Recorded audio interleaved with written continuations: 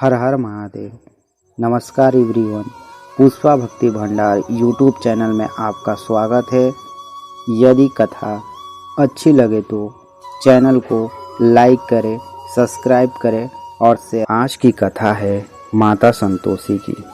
माता संतोषी का व्रत पूजन करने से घर में सुख, शांति और समृद्धि, धन और भौतिक सुखों में वृद्धि होती है।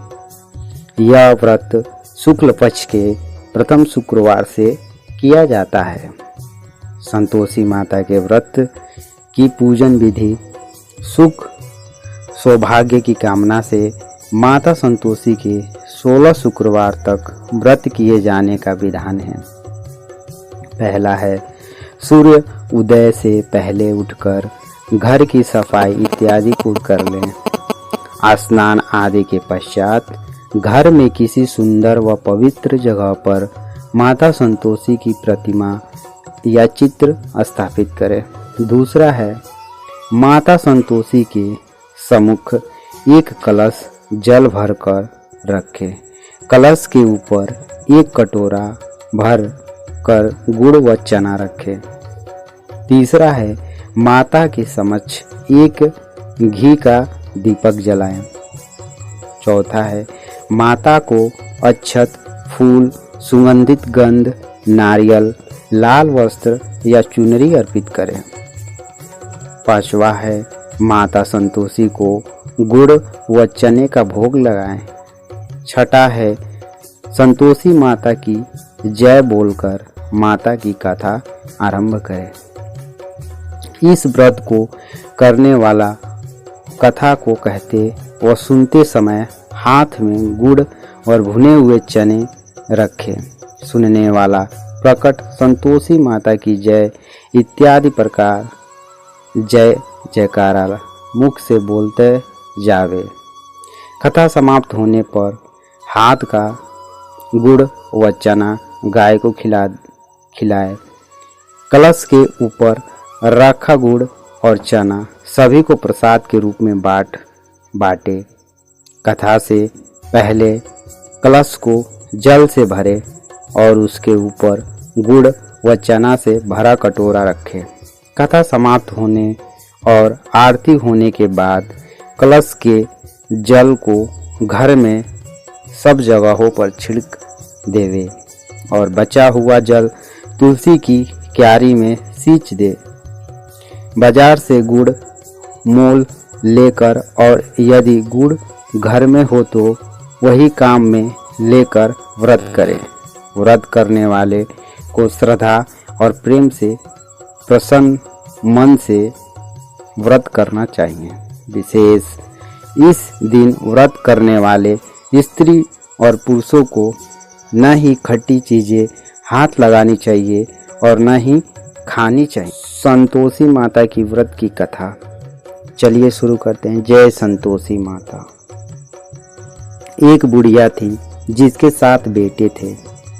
उनमें से 6 कमाते थे और एक न कमाने वाला था।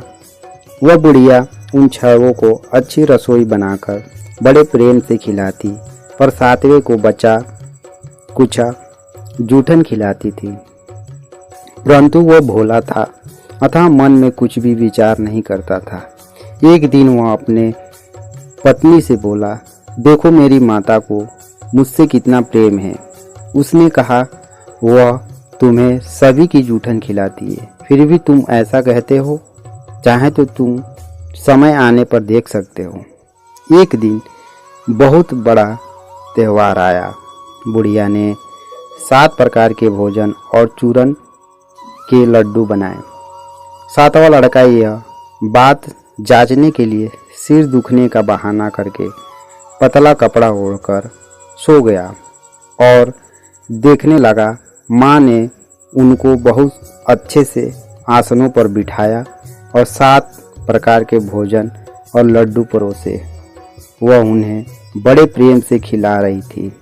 जब वे 6 उठ गए तो माँ ने उनकी थालियों से जूठन इकट्ठा की और उनसे एक लड्डू बनाया। फिर वह 7वें लड़के से बोली, अरे रोटी खा लो। वो बोला, माँ मैं भोजन नहीं करूँगा, मैं तो परदेश जा रहा हूँ। माँ ने कहा, कल जाता है तो आज ही चला जा। वह घर से निकल गया। चलते समय उसे अपनी पत्नी की याद आई जो गौशाला में कड़े थाप रही थी।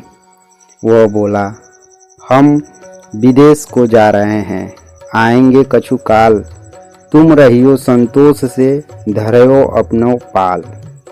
इस पर उसकी पत्नी बोली, जाओ पिया आनंद से, हमारी सोच हटाए, राम भरोसे हम रहें, ईश्वर तुम्हें सहाय। देहूं निशानी अपड़ी, देख धरू मैं धीर, सूधि हमारी ना विसारियो, रखियो मन गंभीर। इस पर वह लड़का बोला, मेरे पास कुछ नहीं है, यह अंगूठी है, सो ले लो और मुझे भी अपनी कोई निशानी दे दे। वह बोली, मेरे पास क्या है, ये गोबर भरे हाथ है। ये कहकर उसने उसकी पीठ पर गोबर भरे हाथ की थाप मार दी। वो लड़का चल दिया। ऐसा कहा जाता है कि इसी कारण से विवाह में पत्नी पति को पीठ पर हाथ का छापा मारती है। चलते समय वह दूर देश पहुंचा। वह एक व्यापारी की दुकान पर जाकर बोला, भाई मुझे नौकरी पर रख लो। व्यापारी को नौकर की ज़रूरत थी, अतः बोला, तनख्वाह काम देखकर देंगे, तुम रह जाओ। वो सवेरे से 7 बजे से रात 12 बजे तक नौकरी करने लगा। थोड़े ही दिनों में सारा लेन देन और हिसाब किताब करने लगा। सेठ के 6-7 नौकर जो थे देखकर चक्कर आने लगे।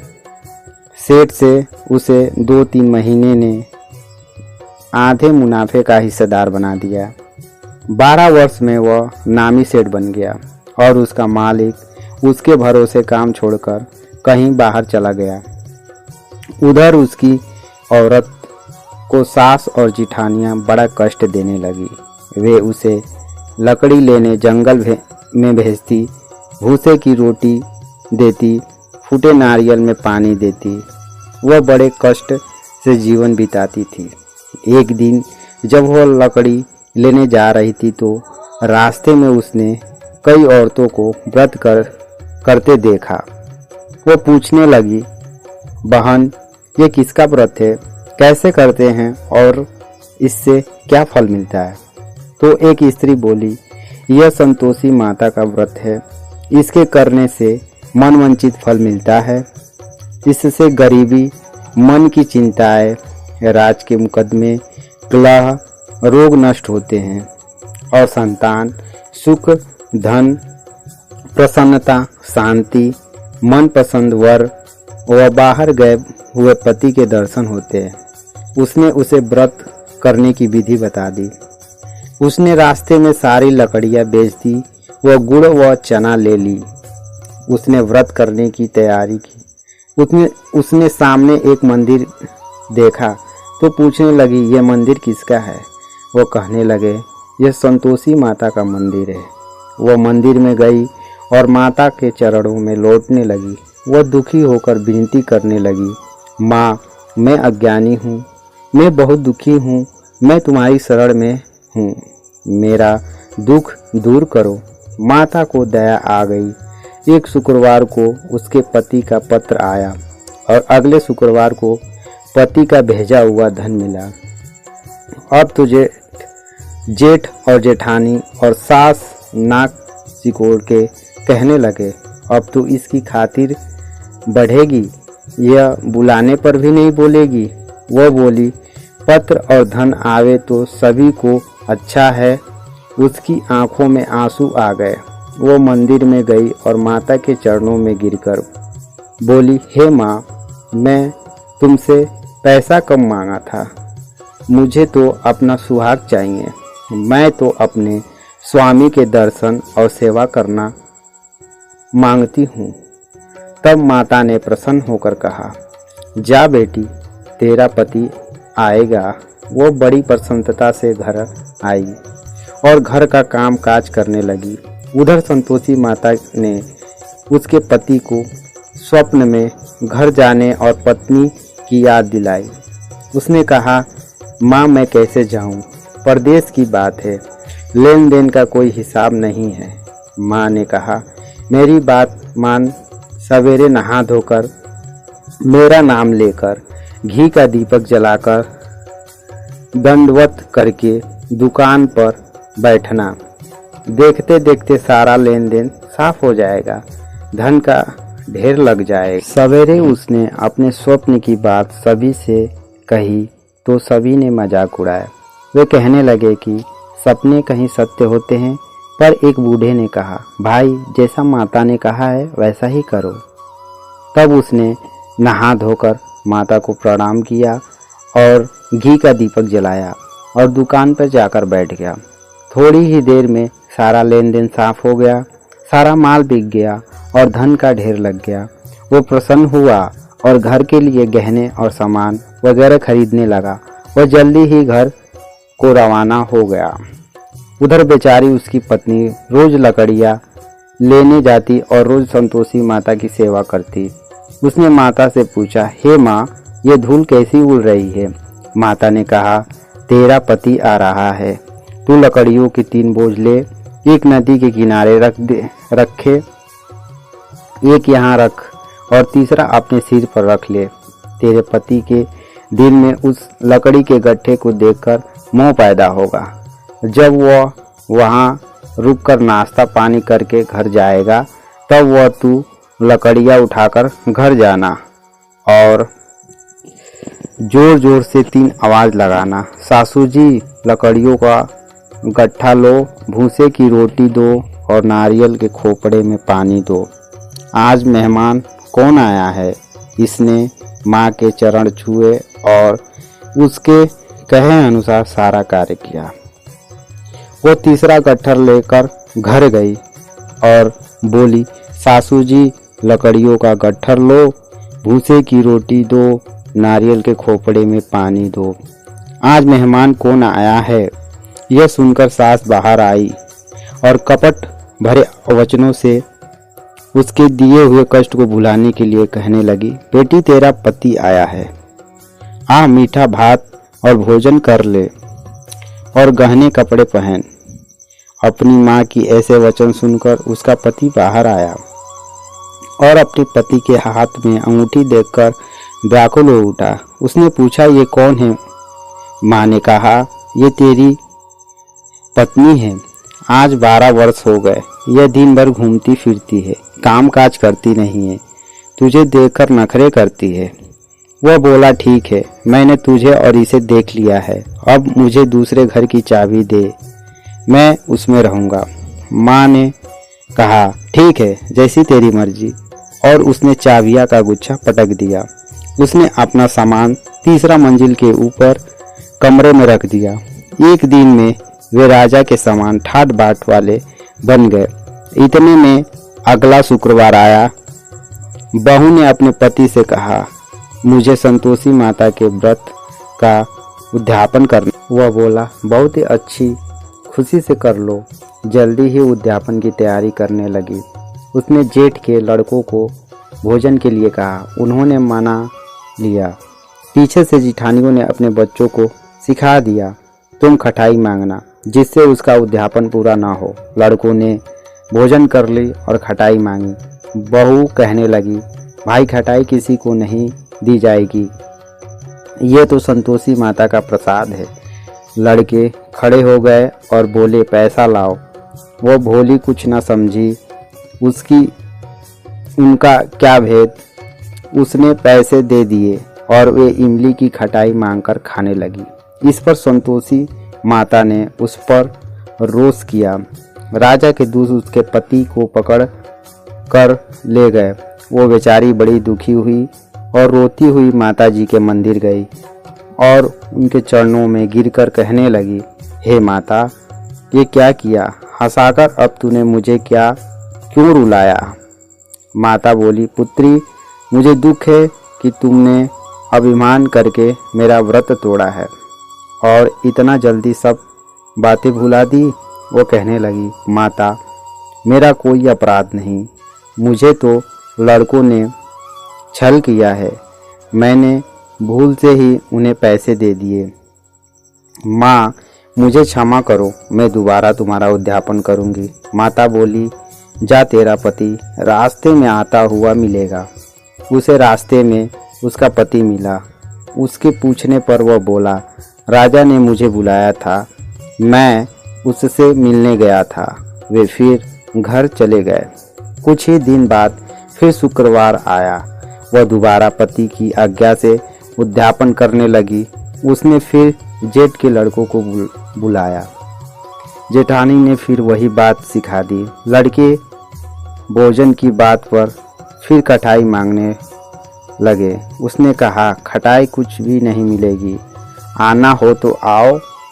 ये कहकर वह ब्राह्मणों के लड़कों को लाकर भोजन कराने लगी और यथाशक्ति अपने शक्ति के अनुसार उसने उन्हें दक्षिणा दी। संतोषी माता उस पर बड़ी प्रसन्न हुई। माता की कृपा से 9वें मास में उसके एक चंद्रमा के समान सुंदर पुत्र हुआ। अपने पुत्र को लेकर वह रोजाना मंदिर जाने लगी। एक दिन संतोषी माता ने सोचा कि यह रोज यहाँ आती है, आज मैं इसके घर चलूं, इसका ससुरा देखूं। यह सोचकर उसने एक भयानक रूप बनाया। गुड़ व चने से सना हुआ मुख, ऊपर को सूंड के समान ओठ और शरीर पे मक्खियाँ भिनभिना रही थी। इसी सूरत में वह उसके घर गई। दहली में पांव रखते ही उसकी सास बोली, देखो कोई डाकुनी आ रही है, इसे भगाओ नहीं तो किसी को खा जाएगी। लड़के भागकर खिड़की बंद करने लगे। 7वें लड़के की बहू खिड़की से देख रही थी। वह वहीं से चिल्लाने लगी, आज मेरी माता मेरे ही घर आई है। यह कहकर उसने बच्चे को दूध पीने से हटाया। इतने में सास बोली, पगली किसे देखकर उतला रही है। इतने में संतोषी माता के प्रताप से वहाँ लड़के ही लड़के नजर आने लगे। बहू बोली, सासू जी, मैं जिसका व्रत करती हूँ यह वही संतोषी माता है। ये कहकर उसने सारी खिड़कियाँ खोल दी। सबने संतोषी माता के चरण पकड़ लिए और विनती कर कहने लगे, हे माता, हम मूर्ख हैं, अज्ञानी हैं, पापनी हैं। तुम्हारे व्रत की विधि हम नहीं जानते। तुम्हारा व्रत भंग किए हमने बहुत बड़ा अपराध किया है। हे जगत माता, आप हमारा अपराध क्षमा करो। इस पर माता उन पर प्रसन्न हुई। बहू को जैसा फल दिया वैसा सबको दे दी। इस कथा को सुनने वाले सभी को माता संतोषी घर में सुख, शांति, समृद्धि दें और चैनल को सब्सक्राइब करें, वीडियो को लाइक करें और शेयर करें। धन्यवाद।